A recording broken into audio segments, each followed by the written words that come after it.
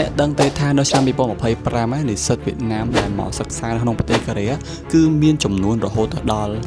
25,000 នាក់ហើយវាជាចំនួនដែលខ្ពស់ជាងគេបំផុតលេខរៀងទី2បន្ទាប់ពីចិនដែលគឺជាចំនួនរបស់និស្សិតអន្តរជាតិដែលមកបន្តការសិក្សានៅក្នុងប្រទេសកូរ៉េខាងត្បូងចុះហេតុអីបានជានិស្សិតវៀតណាមជ្រើសរើសយកការសិក្សានៅក្នុងប្រទេសកូរ៉េចុះយើងអាចរៀនអីបានខ្លះអំពីអ្វីដែលកំពុងតែកើតឡើងនៅក្នុងប្រទេសវៀតណាមវីដេអូនេះគឺសម្រាប់អ្នកទាំងអស់គ្នាជារឿងគួរចាប់អារម្មណ៍ប្រទេសវៀតណាមនៅពេលបច្ចុប្បន្នមិនថាវិស័យទេសចរនិងវិស័យផ្សេងៗជាពិសេសគឺវិស័យអប់រំទេគឺមានការរីកចម្រើនយ៉ាងឆាប់រហ័សហើយក្នុងនោះក៏តកតងជាមួយនឹងនិស្សិតដែលបន្តការសិក្សានៅក្រៅប្រទេសដូចគ្នាតែរឿងដែលគួរចាប់អារម្មណ៍មួយទៀតនោះគឺការដែលយើងមើលឃើញថានិស្សិតវៀតណាមដែលកំពុងតែបន្តការសិក្សានៅក្នុងប្រទេសកូរ៉េនេះគឺមានចំនួនច្រើនមែនទែនអញ្ចឹងយើងនឹងមកនិយាយអំពីរឿងចំនួន5ដែលជាមូលហេតុដែលធ្វើឲ្យនិស្សិតវៀតណាមមានចំនួនច្រើនដែលមកបន្តការសិក្សានៅក្នុងប្រទេសកូរ៉េហើយខ្ញុំគិតថាពួកយើងទាំងអស់គ្នាដែលនៅប្រទេសខ្មែរនឹងអាចហ៊ានសូត្រអំពីរឿងទាំងនោះបានដូចគ្នាទី1គឺកូរ៉េមានការអប់រំដែលគួរឲ្យចាប់អារម្មណ៍គឺតាមរយៈការស្រាវជ្រាវបានបង្ហាញថាមូលហេតុដែលនិស្សិតវៀតណាមចង់បន្តការសិក្សាក្នុងប្រទេសកូរ៉េ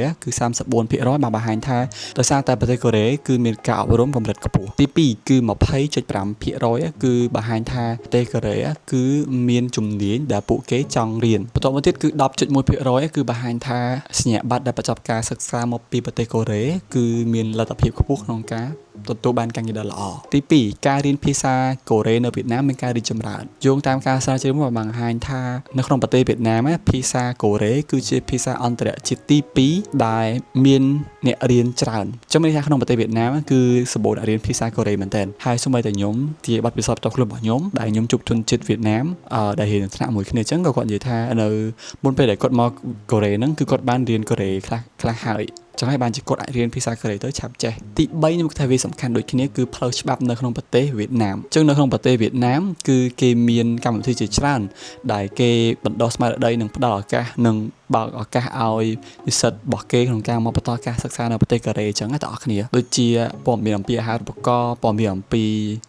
សាកលវិទ្យាល័យដូចជាតកតងជាមួយនឹង Study in Korea Education Fair Korea Language Program ឬក៏ GKS Opportunity ឬក៏ការប្រមូលពាក់ព័ន្ធជាមួយនឹងការសិក្សានៅក្នុងប្រទេសកូរ៉េជាដើមអញ្ចឹងមានន័យថាម៉េចមានន័យថានៅក្នុងប្រទេសគេគឺគេតែងតែបកឲ្យមានជា Fair ជាការបង្ហាញឬក៏ការ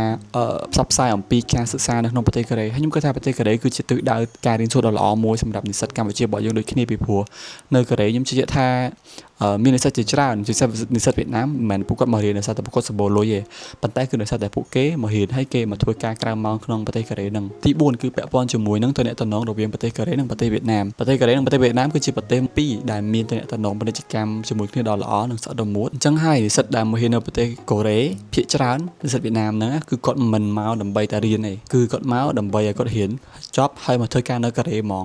នេះគឺជាសម្ដីពិតហើយសម្ដីតែមិត្តភក្តិខ្ញុំជួបហ្នឹងខ្ញុំសួរគាត់ថាតើគាត់មានកម្រងទៅស្រុកវិញអត់គាត់ថាគាត់អត់ទៅទេដោយសារតែគាត់រៀនចប់គឺគាត់រកការងារធ្វើនៅនេះហើយខ្ញុំគិតថា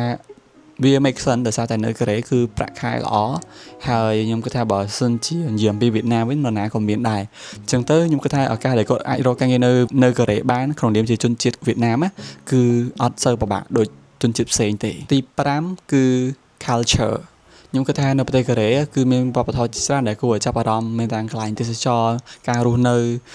ទំនៀមទម្លាប់ថា K-pop K-drama ទេអញ្ចឹងជាមូលហេតុដែលធ្វើឲ្យពួកគាត់ចង់រៀននៅប្រទេសកូរ៉េចុះអ្នកទាំងអស់គ្នាគិតថានៅប្រទេសរបស់យើងរដ្ឋាភិបាលក៏ដូចជាថ្នាក់ដឹកនាំឬក៏ថ្នាក់ពាក់ព័ន្ធនឹងបានធ្វើការងារទាំងអស់នឹងគ្រប់ជ្រុងជ្រោយឬអត់ក្នុងការដែលជំរុញលើកទឹកចិត្តឲ្យយុវជនកម្ពុជាបន្តការសិក្សានៅក្នុងប្រទេសកូរ៉េហើយបើសិនអ្នកទាំងអស់គ្នាចង់រៀននៅកូរ៉េបើសិនអត់មានអាហារូបករណ៍ទាំងអស់គ្នាគិតថាអ្នកទាំងអស់គ្នាអាចមកប្រទេសកូរ៉េបានដោយមកធ្វើការ part time នៅក្នុងប្រទេសកូរ៉េអត់ comment ខាងក្រោមផងជួបគ្នាវីដេអូក្រោយអ្នកទាំងអស់គ្នាបាយបាយ